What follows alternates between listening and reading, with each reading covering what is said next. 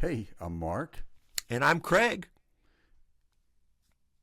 and this is Songwriter's Tales. And Craig, part three of the interview with Kyle Lehning. What can you say? That We can just, again, we will say Randy Travis. England Dan and John Ford Coley, We're also going to say Waylon Jennings. Paul Davis. I mean, good Lord. Say no more. Let's do it.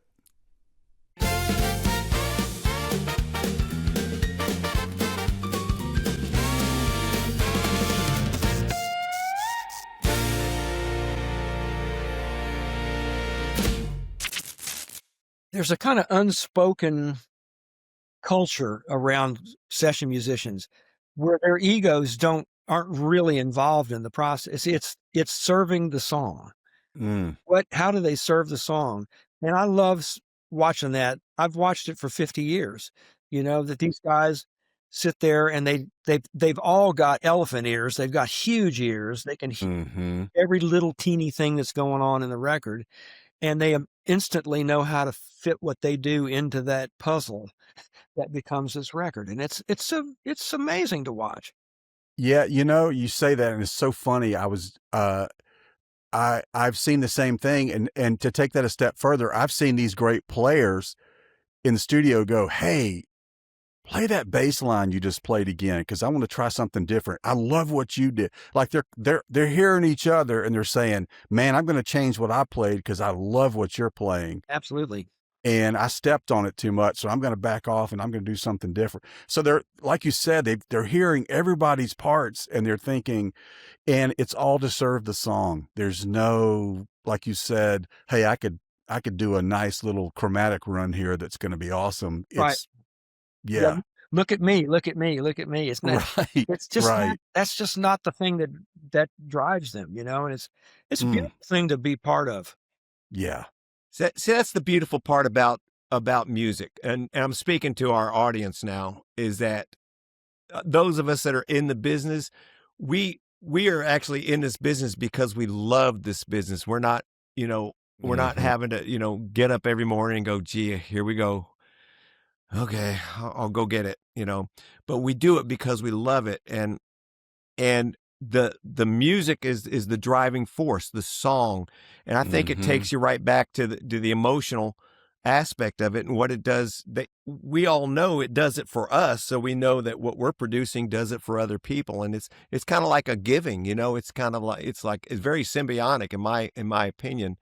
Now I'm gonna speak to something. See, this is why Mark and I think you're a brilliant producer, because we were, I mean, besides the obvious thing, but when you look at CEOs, Mark and Kyle, you'll read their bios, and the really successful ones say, "I just hire people that know what they're doing, and I let them do their job." They're not micromanaging, they're not in there messing stuff up and, taking, "Hey, let me do that."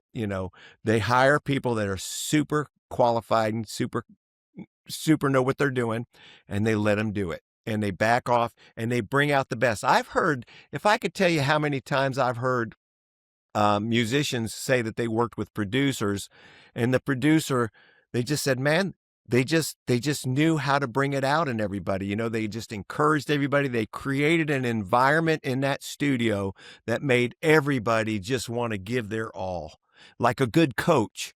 And the athletes are great, but if the coach is putting you down and squashing you and pissing you off every every way that he can, then you got a problem. You got a losing team. But that's I imagine that's a big part of your success. I'm just saying.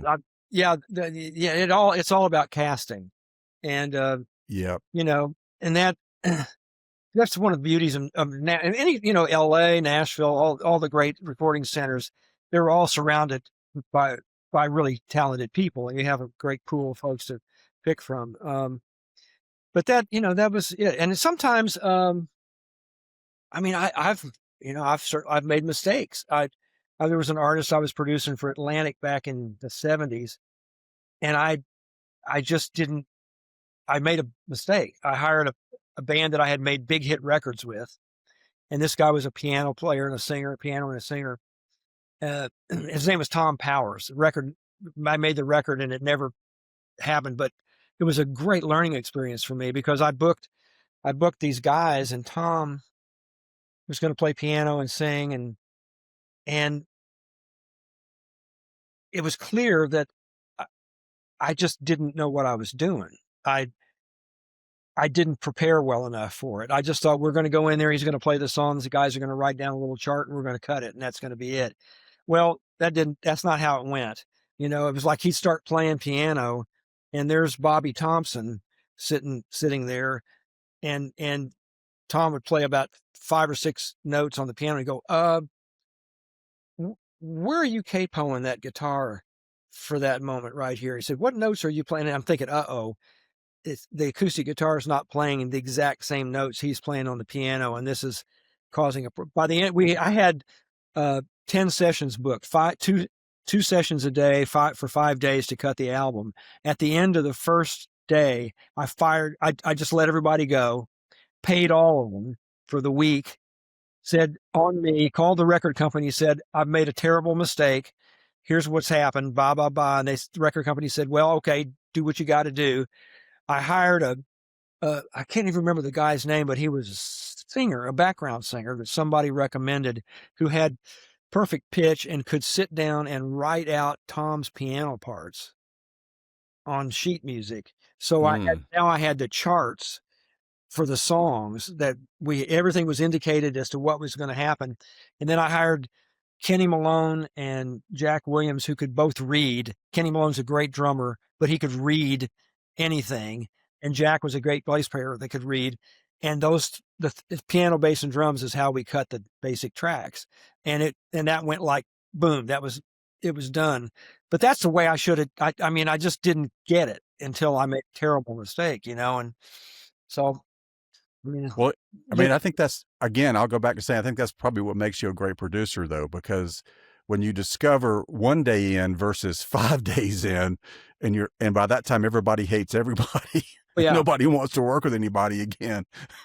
Well, here, you guys, do you remember Larry London? Did you ever get to work with Larry London? Do you know who Larry was? I know the name. Okay, so Larry London was a drummer, and to say he was a drummer is not really giving him enough credit. He was phenomenal. He played the very first hit record I made as a record producer was England Dan John Ford Coley pop song called I'd Really Love to See You Tonight. Larry's the drummer on that record. The very first hit record I made as a producer, as a country producer, was On the Other Hand by Randy Travis, and Larry London was the drummer on that. So, that tells you how good he was. He was my guy. Mm-hmm. So he was the drummer on this Tom Powers thing when I started. And at the end of the other thing was Tom only liked to work at night. So we had 6s and 10s booked, which were brutal. Ooh. Yeah. So at the end of the first night, the 10 o'clock session's over, I go home. It's about 2 o'clock in the morning. I go home and they used to make these things called codophones. It was Ford made them. It was a little tape recording thing where it would take messages for you. You'd ring, go, hello, this is Kyle, leave a message at the beep. So I go home and this little red light is beeping on my codophone at 2 o'clock in the morning. I'm thinking, man, what is that? So I roll it back. I swear, I wish I had this tape. So I hit play on my thing and I hear this. Please release me. Let me go. I can't play this shit no more. And it's Larry London calling me back. He'd been it. Just two sessions made him crazy. And so I called him immediately, like at 2 o'clock in the morning, laughing. And I said, hey, not only are you going to get let go, everybody's going to get let go. I said, I just made a terrible mistake. I said, but the time cards have been filled out. You're going to get paid. My bad. We'll get this straight. But that's hilarious. Yeah. And, as soon as I heard, please, I knew it was Larry. I just was like, I wish I had that tape, man. Oh, that's awesome. Yeah. That's good. Oh, man. unless you wanted to, did you have something, Mark? Because we talked about something that. Go ahead. I wanted to ask him. We were talking to you about a tribute record for the Dan Seals tribute project you're working on. Yeah, good. And I wanted you to kind of tell us about that. That's kind of cool. Yeah, sure. So Tony Gottlieb and I were partners for a long time. We had a studio out in Hendersonville called Morning Star. And when Dan left England Dan and John Ford Coley, he wanted to come to Nashville and start trying to make some country records. So I started working with him, and we started working on country records and stuff. So it was took a couple of years for that to catch fire, but it finally did with Dan. And so he had like 11 number ones, or I think 11 in a row or something like that. He did really well. And so some years later, Dan did 2 records called In a Quiet Room, Volume 1 and Volume 2, which were all acoustic, sort of stripped down versions of all of his hits. And it was like 20 something songs. And so he owned that, and they would put those records out themselves with Tony and Danny. Tony was managing Dan. And so Dan passed away, gosh, I don't know, 12, 13 years ago, I guess. Yeah. Quite a while. So Tony had this idea to take those recordings and sort of reimagine them and add duet partners to them. So that's what the record we've been working on. I don't know if this is a good idea to tell this or not, but we've been working on the record for 6 years. We've been messing around with this thing. It's finally all about ready to come out. So we started reimagining his hits, including I'd Really Love to See You Tonight and Nicer Forever Without You, both of those. John Ford Coley is singing on I'd Really Love to See You Tonight. Well, that's cool. Yeah, and it's the 2 of them. And I got to tell you, and there's a beautiful video that Tony's put together with Dan and John that he's put together from footage. I think the new version's better than the original. Really? It's really cool. I'm very happy. It's not like a whole thing, but it's just more relaxed. And anyway, so I'm proud of that. Sarah Evans is singing Nicer Forever Without You. We have Luke Bryant doing Everything That Glitters Is Not Gold. Jamie Johnson did, I think he did 3-Time Loser, was a song of Dan's. Anyway, there's going to be 19 songs, I think, on the record. Wow. And it's been really fun. It's been a challenge because in a lot of cases, in one case, there was an England Dan John Ford Coley song that I'm very proud of that we did called Love Is the Answer. And that record was a top 10 record in 79. I'm convinced that if it wasn't for disco, it would have been a number 1 record, but it was a Todd Rundgren song, and it was a really fun a record I'm really proud of. But when it came time to reimagine it, Dan and I was given the task. Tony says, "Well, let's see if we can come up with that." Man, I gave at the office. I couldn't figure out how to do it better, or I blanked. And so I don't know. Do you know Jeff Balding? Jeff's a really great engineer in Nashville, good producer. I know him. Jeff is terrific. He's a wonderful guy. I've known him for a long time. And I was having lunch with him one day, and I said, "Hey, do you know anybody that's like really maybe a good programmer or somebody that can build records up from, and do stuff like that?" And he said, "Yeah, Sam Bergeson." Well, Sam Bergeson is Alison Krauss and Pat Bergeson's son. Yeah. And Pat, if you don't know Pat is an outrageous guitarist and harmonica. Yes, he is. Yes, he is. And everybody knows Allison. She's, she's a mutant and just amazing. So, and I knew Sam a little bit, I knew a little bit, and I thought, boy, what a great idea. So I went to Sam and said, "Hey, what would you think of this, of doing this record?" He said, "Yeah, I love this. It'd be great." And he did an unbelievable job of making a new version of that song. And there's a young woman named Jackie Ivanko, who's a great singer, who's singing it with Dan. She was one of those voice people, that Yes. yeah, and she's a terrific vocalist. Oh, scary good. Yeah. Yeah. She's worked with David Foster and a bunch of other people. Yes. On it. Yes. And so she's singing it with Dan on the thing. And man, I mean, I couldn't be more thrilled with what Sam did with that recording. And it was just, it made me feel great that a young guy could take that and just morph it into this thing that's really got a life of its own. Yeah, he's got to be. How old is he? Because he's like 26. Yeah, and yeah. Because I remember seeing Allison and Pat before they were married at a Chet Atkins thing at a spaghetti. There's a spaghetti house in Nashville, I guess, that Chet used to show up sometimes and play. Yeah. And I was lucky to be there one night when he showed up. Was that Milano's or that sounds right. Yeah. Yeah. And Allison and her band opened for Chet. Wow. And Pat was actually playing with Chet. He was one of Chet's. He was Chet's. I guess if you're good enough to play with Chet, you must be pretty good. So yeah, Pat is he was incredible. Great musician. So Sam's got all that genetic stuff working for him. Yeah, he does. And he's got definitely got his own thing. I mean, he played drums and bass and guitar and on the record himself, and then he had added other people to it. It's a beautiful. I can't wait to hear it. Yeah, I can't wait to hear it. And my oldest son Jason mixed it when they got done with it. So it's like, oh man, that was fun. He did a family affair. That's awesome. Yeah, yep. So when does that come out?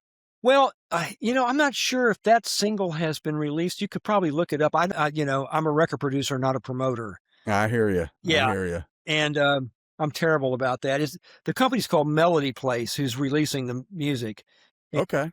We'll look for that. It'll be they're sort of leaking things out as we go. Stuff is coming out. So I think the whole project will probably come out in August. The 50th anniversary of I'd Really Love to See You Tonight is this June. God, 50 years? Oh, my Lord. Yeah. Well, and it's still in rotation, so congratulations for that. Hey, man, I heard that I was telling Craig, I heard that the other day on the radio. I know. Yeah. I still get record royalties from that recording, from the very first record I produced as a producer that I produced by myself in 76, and the royalties still, I can't believe it. It's like, when they show up, I just cash them immediately. I don't call to say, are you sure about this or anything? Yeah. It's fun. Oh, that's awesome. Well, sir, it has been an absolute pleasure to talk to you. Thanks. Yes, it has. I've seen your name so many times, and to actually get to talk to you is a thrill. And again, I want to thank you for your time, and thank you for telling us a little bit of some fun stories and some cool things that have kind of happened in your orbit. So my pleasure. Thanks a lot. Good luck with the whole thing. Happy editing. Yeah. And we will send you Pat Buchanan's link for. Yeah. Oh Please. Yeah. Oh yeah. Yeah, I can't wait. I can't wait to talk to him and tell him I've done this with you guys. He'll get a kick out of that. Good deal. He's such a good dude too. Yeah, he is. Totally. He is. All right. Well, be well. Thanks. Thank you, Kyle. Thanks. Bye now. Bye.